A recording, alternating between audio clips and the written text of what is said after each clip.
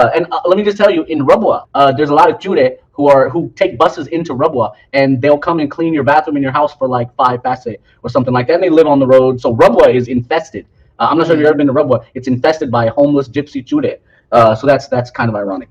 Okay, brother Mirza Ghulam Ahmad said he was going to make 300 arguments in the support of Islam. What's the only argument he made? Did you guys mention that? So to be honest, as we have already presented, Mirza Bashir Ahmad MA says that his father only made one incomplete argument. I could not, to be honest, I could not even find that one. What is that?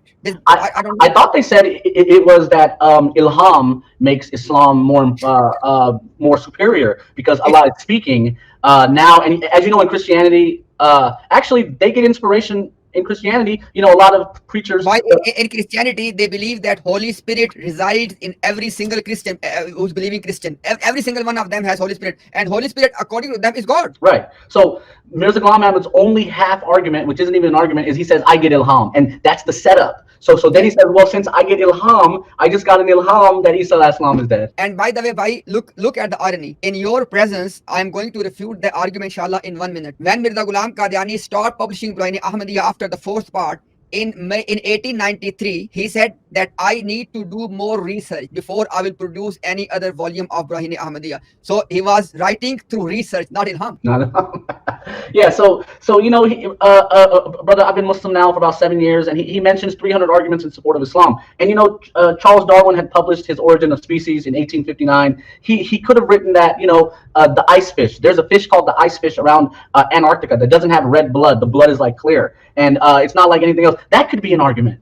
You know, there's so many things he could have said. You're telling me he wasted 1,000 pages with just saying I get ilham, and as you know, it had a lot of his ilham in there, which were blasphemous, totally blasphemous. In Surma Chashma Arya, he said that in the recent past, someone has lived 300 years. In the recent past. Now, my question is, in the time of Mirza Ghulam Qadiani or fewer before him, if somebody has lived more than 300 years, it must have been in the world record. Because so far, what we have in the world record is something like a bit over 100. Right. And prophets are an exception to that rule, because I think some of the prophets.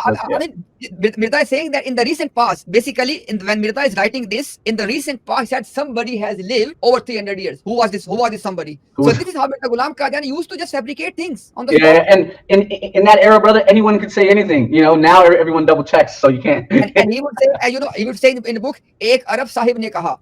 One Arab said. Which Arab Sahib? Nobody knows his name. Doesn't exist. Does not exist. Same thing with the Hindu. There's like a Hindu in Sirat al-Mahdi or in Brahiniya. He mentioned some random Hindu. We're like, who is this guy that he told prophecies to or something like that?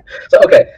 So look, he says they say you know, it got burned or something. Write it again. Now, brother, if I write an essay, a 20-page essay, and I lose it, I can write it again. It might take me the same amount of time, but it's still in my head. I know the arguments, and I can write it again. You know, and he has a team. So look, same thing. Razi has a team. Razi has an optical search lens that he can search PDFs of books that aren't. You can't copy the words. It's scanned or something like that. Yeah. So and you know, in Canada alone, they have over 120 employees. So 120 people just in Canada. You know, in their research cell. So Mirza Ghulam Ahmad had all these people. Yeah, but Bashir bhai, the main thing is this: did Mirza Ghulam Qadiani ever say that the book has burned? That's the main point, because Mirza Ghulam Qadiani up till 1893 on record he was saying it is only delayed and I will complete my promise, I will fulfill my promise, and then he started to slowly say that, look, you know, it does not require, etc. Yeah. He said, well, I wrote all these other books, guys. But all the books are the same. Literally, quite literally. In every book, he makes the same 10 arguments. Like, I haven't... Too much repetition. Every second page, he's repeating himself. No, Razi does the same thing. Look. If you watch Razi's videos with Salim Mir and the other guy, the last 10 videos, same thing. They're crying about Diomandi. That's it. Yeah. There's nothing new. No new research from Razi. Razi didn't try to refute evolution in a new way. He didn't go and do some new research. Nothing is new. It's all old. So okay, all right, and I'm almost done here. So you know, I've written like a blog. You know, you know, I did it for free. I didn't ask anyone for any money for anything. I think I did a Sirat al-Mahdi translation project. You know, and I made a GoFundMe. I ended up paying the guy myself. We only did like 100 pages. Okay. Where did the money go? The money. So remember, he built Masjid Mubarak. Remember that? And that's where he was laying when the red drops, the famous red drops. He was in the washroom, Gusalana. So it was very cool. It was the temperature was good. So he expanded his own house with the money, and he got married. By paise mil gaye, shadi shadi karo, right? Yes, because he was married in 1884 or 1885. 1884, 1884. Oh, yeah. And that was an Ali Hadith girl. Batalabi did it, and then he barely took a few gifts. He wouldn't even take any gifts. I think he took like I think they said a Janama. I don't remember, but Janama's in the 50 years. Bashir, just a side question because I definitely don't know about this one. Did Nusrat Jahan Begum believe in Mirza Ghulam Qadiani? Well, when did she sign Ba'ath? Is the question. She's not on the list. She's not on the first. There's a famous list of the first 313, right? Yes, Or yes. she's not on it. Now it's funny because there are no women on it, but some people have with wife written there. So like I don't remember the names, but with wife is written like 2 or 3 times. In your research, is there any documentary evidence that she believed and she did the bay'ah with Mirza Ghulam Qadiani? None. That's what I thought as well. Yeah, and she would have needed to do it because she knew him before. For example, his kids don't have to do the Ba'ath. But when a Khalifa dies, you have to renew your Ba'ath. Yes. That's the funny part. And Nusrat Jahan renewed her Ba'ath because she called herself the Londi of Nuruddin. And is it not true, Bashir Bhai, that Hakim Nuruddin never called her Ummul Mumineen, right? That I don't remember. As far as my somebody can correct me, I am happy to be corrected. With the best of my knowledge, he never called Nusrat Jahan Begum as Ummul Mumineen. Did he used to call her Begum Saba? Something like that, yes. Like that. Begum Saba. And he lived with her. Maybe rotiyan bhi bana de noor pe rotiyan bhi bana diya. I mean, when you live together, brother, like these are some of the politics that might happen. Or you tell your wife. Wallahi Bashir Bhai, Allah is our witness. Allah is our witness. We never ever want to belittle anything, but what you can do about all of this stuff, it naturally makes you laugh. Yeah. So I've just been laughing through it because it's hilarious to me. But there's a little bit more. So Mirza Ghulam Ahmad was he needed money, and this all started with money because when his dad died, the pension was over. It's gone. And remember, his dad was a Tutatu. Let's not forget, his dad didn't split the pension with his brothers. The pension was originally 200 rupees. Now, a lot of people make mistakes on this. The pension in 1859 was 200 rupees only, and it only went to Mirza Ghulam Murtaza. His family sued him in court and said, "Oh, we were also there. It wasn't just him. He might have been the general, the captain, but we were also there. So we should also get paid." So that they sued him.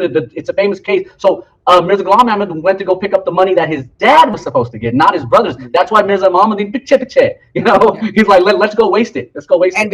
And Bashir Bhai, just for the sake of for the viewers, it is authentic hadith. Prophet of Allah, they do not inherit, and nobody inherits from them. This is one of the speciality or specific attribute of a prophet. Let me repeat, they do not inherit from their father, and no one inherits from them as their lineage. In the case of Mirza Ghulam Qadiani, the whole world knows he inherited from his father, and his children inherited from him. This is another simple proof for a common person. He must not be a prophet. Yeah, and Khwaja Kamaluddin made the exact same argument in his book in 1914 when he came back from London. I forget the name of the book, but it's Internal Dissensions in Ahmadiyya. He made that exact argument, and etc. So yeah, it's all about the money. And as soon as people figure this out, everything will make sense. So okay, so also remember, Mirza Ghulam Ahmad said he got a revelation that his dad and his brother were killed by Allah to get them out of the way, to make room for him, because they were stopping him from doing all these crazy things that he wanted to do. And it's interesting, Mirza Ghulam Ahmad had a revelation that Allah would not help him against his own family, and that's the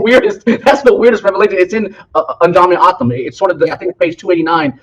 When he said that Allah will answer all my du'as except those which are against my relatives. Yeah, but he said his relatives were atheists. Subhanallah. Allah won't help you against the atheists, but he did the Muhammadi Begum prophecy against the same people. Those were the same people. Right? So okay, and I'm almost done. So also remember when he went to go get Brahini Ahmadiyya published, the first volume, the guy who was there said Mirza Ghulam Ahmad had dozy eyes. He looked like he was on opium. So let's add that in this. It's a famous story. Okay, then that's it. Those are all my notes, brother. That's all I have. Bashir Bhai, it's always, Alhamdulillah, we always learn from your knowledge. May Allah bless you. And I always say, and I will keep saying, Alhamdulillah, you are standing to educate people in English language for a long time, long before anybody else. So Ahmadiyya fact check. This is the blog our Bashir Bhai is, Alhamdulillah, maintaining. Bashir Bhai, for how many years you maintaining that? 8. MashaAllah, for 8. And roughly how many articles you reckon would be there? 3,700. MashaAllah. Close to 4,000. Wow. Yeah, it's at one point it's overwhelming to look at. Like as I go back and look at it, I'm like, wow. Yeah. And I would say this something on camera, that on live, that sometime Bashir Bhai speaks to me and he goes back and he edits and updates as well, which means that he's not claiming to be having monopoly on anything. This is alhamdulillah a sign that he really wants to reveal the truth for the common Ahmadis, alhamdulillah, and for any researcher, and not just from me, from anybody, because we are both in some of the groups, Bashir Bhai and myself. And whenever somebody mentions something, we cross check that. If it is proven, authenticated, he immediately goes and updates that on the blog. And this is sign of a truthful person, alhamdulillah. Bashir Bhai, love you, bhai.